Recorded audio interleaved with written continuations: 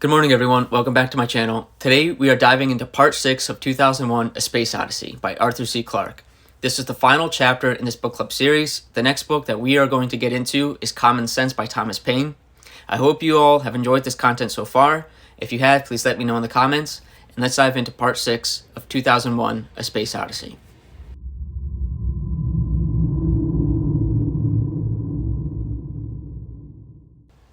So let's start with Chapter 41. Which is titled Grand Central. David Bowman is alone on Discovery 1, and he's orbiting the planet Saturn. Hal is dead.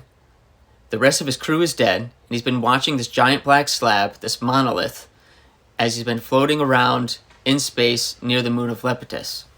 This slab is exactly like the one that was found on the moon years prior, with these perfect dimensions of 1, 4, 9. The monolith that Bowman sees reflects no light at all, and Bowman decides to go and investigate. He climbs into one of the ship's small space pods and flies towards the monolith.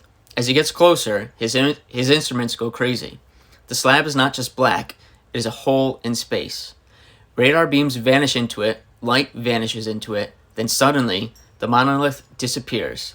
In its place is a swirling circle of light, like a storm made of stars. Before Bowman can even react, the pod is pulled in. He feels no acceleration, but the speedometer climbs past the speed of light. Time slows down, the walls of the pod begin to glow. He hears a sound like a million voices whispering at once.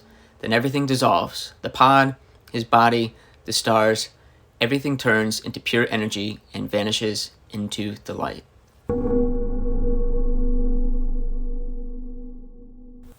Then we dive into Chapter 42. And Chapter 42 is titled The Alien Sky. After Bowman has been sucked in to the Stargate, he wakes up, and he's still in the pod, but he's no longer in the solar system. He's flying through a tunnel of light and color. Outside the window, entire stars are born and die in seconds. A red giant collapses into a white dwarf. A galaxy spins apart like smoke. He sees a giant web of light stretching across the universe, the structure of space itself. Then the tunnel ends. The pod shoots out into a new star system. There's this large red star and a tiny, super hot white dwarf orbiting it. The pod falls towards a flat, silver plain that stretches to the horizon.